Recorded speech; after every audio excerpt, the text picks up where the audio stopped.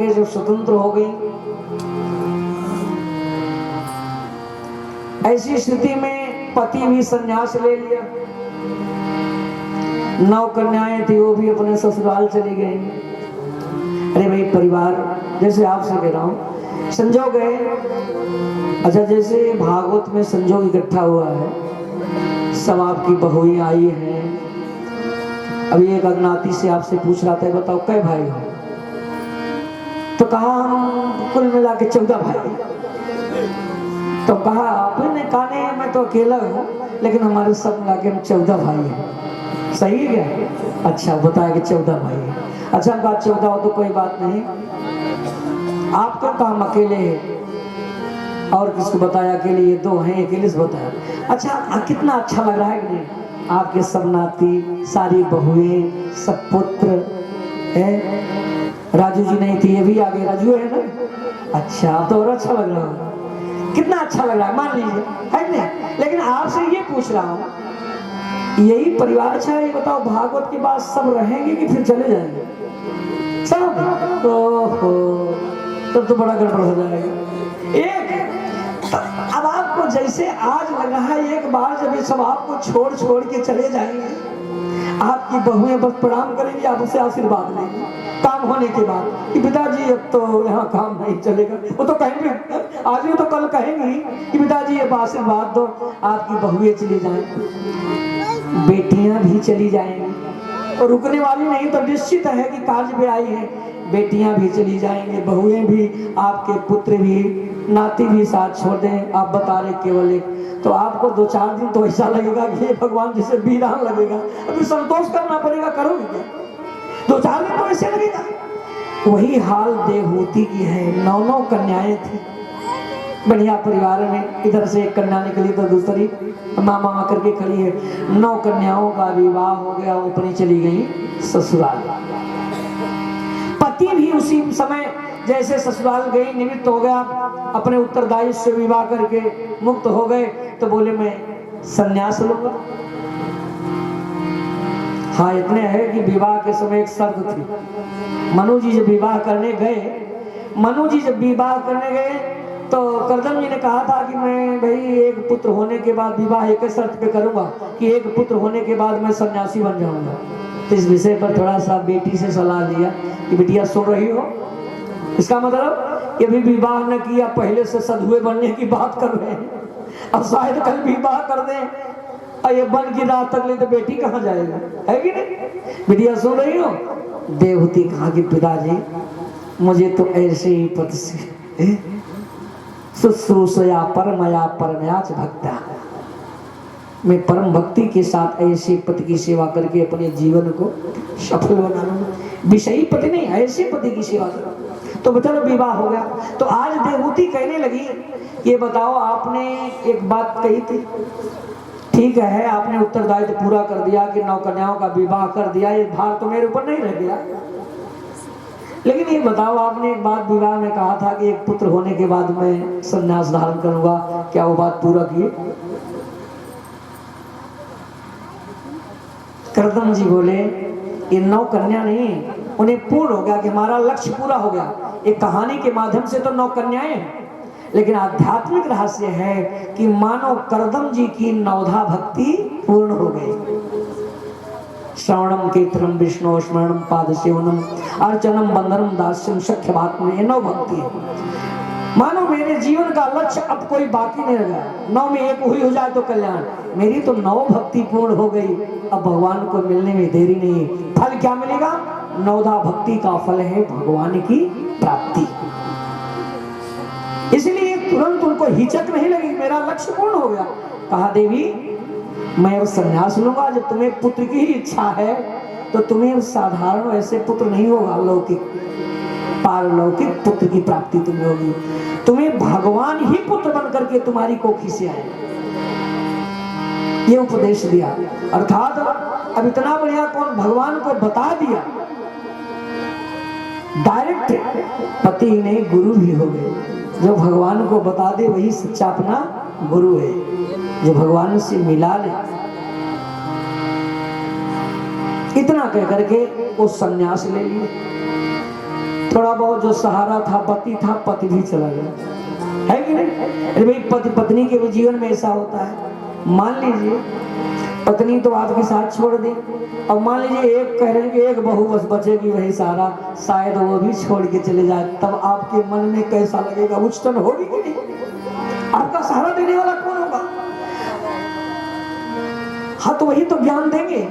अब आप तो देवहूति की तरह ज्ञान नहीं, इनको लगता तो पहले से पढ़े पढ़ाए आए कोई बात नहीं है, पढ़े पढ़ाए आए, चलो कोई बात नहीं। तो देवहूति के मन में तो यही बात है, पति भी छोड़ दिया, थोड़ा मन में आकुलता होने, गृहस्थ आश्रम है, व्याकुल हो गया मन स्थिर नहीं हो रहा था। पति भी जब चला गया तब फिर समय आया, कपिल भगवान ही पुत्र के रूप में आ गए। सबसे पहले तो पति का स्मरण करके मेरे सच्चे गुरु मेरे पति हैं, क्योंकि भगवान को बता के गए, मेरे घर में भगवान आ गया। कपिल भगवान की स्तुति करते माता देवहूति ने प्रश्न किया। क्या प्रश्न है? मेरा मन बड़ा चंचल है, मेरा मन बड़ा चंचल है। इतना चंचल हो गया है, इतना चंचल हो गया है कि कितना भी समझाऊं, चंचलता तब से ज्यादा कर रहा है जब से बेटियां चली गई, पति चले गए। अब मन किसी तरह कितना ही समझाऊं, आप तो हमको लग रहा है समझा लिए हैं कि अगर कोई नहीं रहेगा तो भगवान रहेंगे, हैं? मन पहले से मना लिए, लेकिन ये कहने कि अब मेरा मन इतना चंचलता कर रहा है, तनिक भी स्थिर नहीं हो रहा है, मन को कैसे समझाऊं, मन को कैसे शांति मिले? कपिल भगवान का उत्तर सुनो। कपिल भगवान कह रहे हैं कि माता जी बस थोड़ी सी गड़बड़ी की है, ये मन इसलिए नहीं स्थिर हो रहा है कि मन मित्र विषयों को बना लिया है, और हमको तो लग रहा है कि आपका मन विषय पहले ही छोड़ दिया है, तभी तो कह रहे हो कि क्या महाराज हंस के कह रहे हैं अगर कोई नहीं रहेगा तो भगवान तो हमारे हैं। यही कपिल भगवान समझाने आए हैं कि हाँ भगवान काम नहीं है, मन को समझाने के लिए भगवान का ध्यान करो। यही कपिल भगवान अपनी भाषा में समझाएंगे जो आप पहले कह रहे हो। हाँ बस यही है, आपको नहीं समझाना है। देवहूति का मन स्थिर नहीं हो रहा था, तो देवहूति ने प्रश्न किया, दोनों इनके नौकरियों जाए तुम्हारे कारण, सीधे जाओ, इनकी भी नौकरी लेके जाओगे। बोलो भागवत भगवान की जय हो। अब बोलो तो धीरे धीरे बोलो, चलो। जो कोई अगर तुम्हें है शेरू, शांति से बता दिया करो, यहाँ आवाज ना करा करो। नाम शेरू बिलारू का काम करते हैं। बोलो भागवत भगवान की जय हो। ध्यान से आप सबका ध्यान, क्योंकि मन की शांति की बात बता रहे हैं।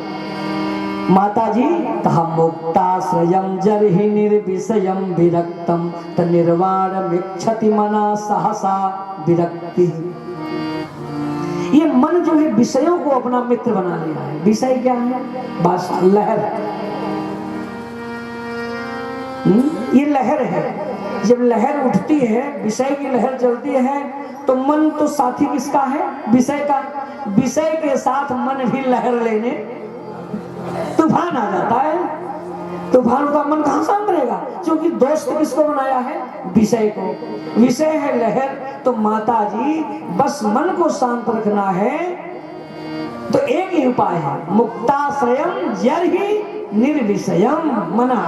जब मन निर्विषय हो जाएगा, दोस्ती तोड़ देगा। कहने का मतलब एक दोस्ती खतरनाक है, सरल भाषा में समझो।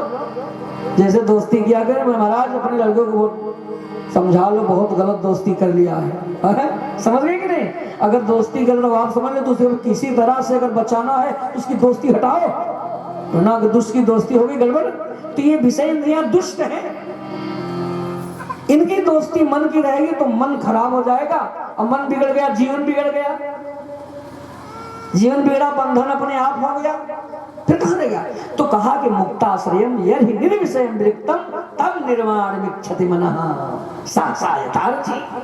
तब मन परम शांत हो जाएगा, केवल दोस्ती छोड़ दे। अर्थात मन की दोस्ती किससे हो गई है? विषय से। यहाँ सरल भाषा में समझ लो कि अगर मन को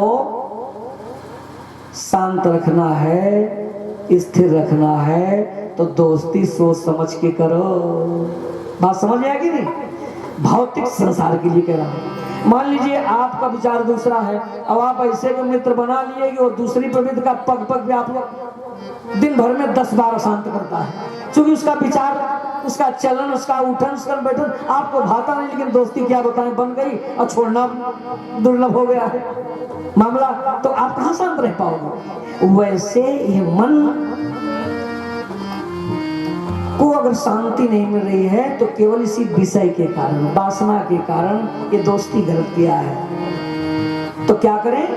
कहा इसके लिए काम करो, विषय का परित्याग कर दो, दोस्ती, गलत दोस्ती को छोड़ दो, अच्छे से दोस्ती करो। अच्छे से दोस्ती किससे? पहली बात तो बताए, अगर मान लीजिए दोस्ती हो गई तो दोस्ती छूटे कैसे? मान लीजिए एक दिन डांट के, है खबरदार इनके साथ ना बैठो, क्या 24 घंटों आपको देखते रहेंगे क्या? डांट दिए, वहां से चला गया, आप कहीं चले, फिर वहां जाके बातचीत कर रहा है, तब क्या करेंगे? उसकी कोई दवा है जिससे, या तो पंडित जी के बुलाओ, आजकल तो पंडित जाप करता हूँ दोस्ती तोड़ा हुए बिना, आप पैसा ले करके दोस्ती तोड़ाने का जाप कर रहे हैं। तो अब सीधी बात है कि मन विषय से दोस्ती टूट जाए, इसके लिए क्या उपाय है? इसके लिए उपाय एक ही है कि मद गुण, कपिल भगवान कह रहे हैं कि मद गुण श्रुति मात्रेण मयि सर्व गुहाशय मनोगतिर विच्छिन्ना गंगा अम्बुसो अम्बुधौ।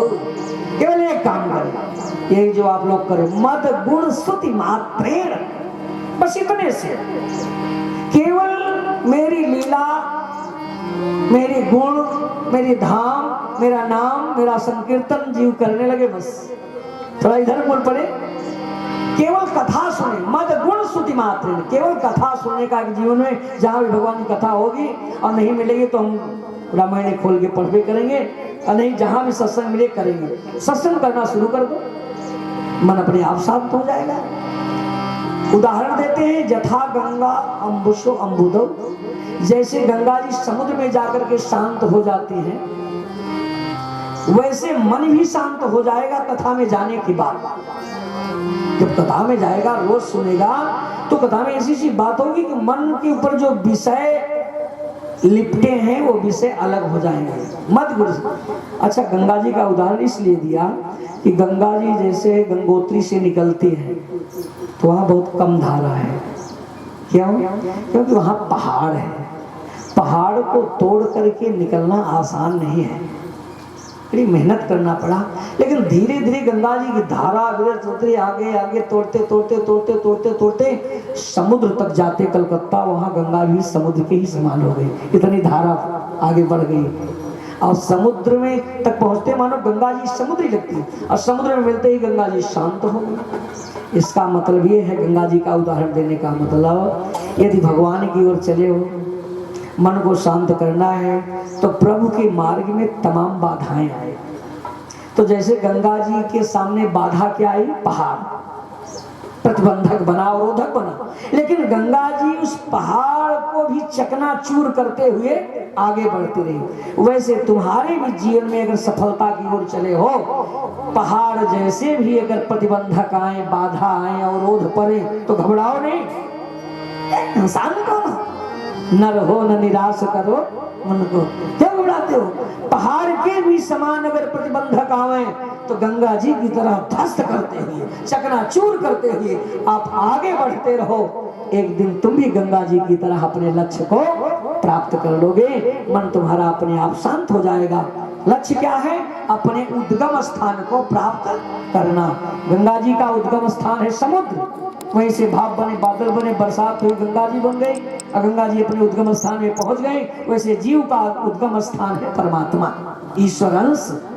जब तक अंशी तक नहीं पहुंचोगे तब तक तुम्हें शांति नहीं मिलेगी। यावन तेंघ्रिम भयम प्रवणित लोक, यावन माने जब तक, ते माने उन भगवान श्री कृष्ण के अंघ्रि माने चरणारविंद में न प्रवणित, अपने को समर्पित कर देते हो, न वर्ण नहीं कर देते हो, तब तक शांति नहीं है। बस, लेकिन नियम बनाओ, केवल कथा एक साधन है। ये भगवत कथा और कुछ नहीं करना है, दुनिया का और नहीं जाप जो, केवल भगवत कथा। अब मान लीजिए इसमें आपका मन नहीं तो दूसरी विधि बता रहे हैं, ध्यान विधि। एक भगवान की फोटो रखो, संचिंतयेत भगवतश्चरणारविंदम अबज्जांकुश ध्वज सरोरुह लांछनाढ्यम उत्तुंग रत्न बिलसत नख चक्रवाल जोशनाभिराहत महत् विषयांधकारम।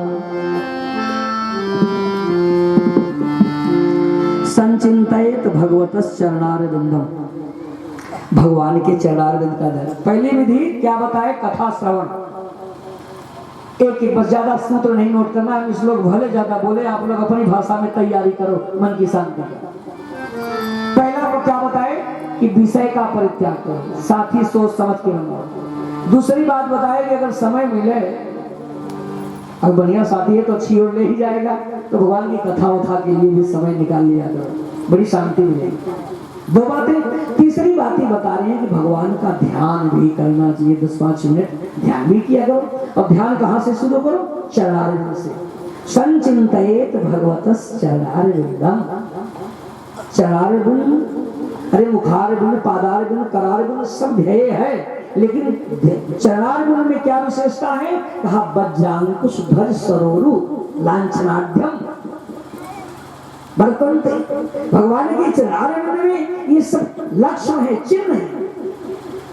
अगर उन्हें तुम्हारी आंख पड़ेगी तो भगवान के चरणों का जो बज नाम का चिन्ह है, तो वासना को, विषय को काट के अलग कर देगा। बज क्या करेगा?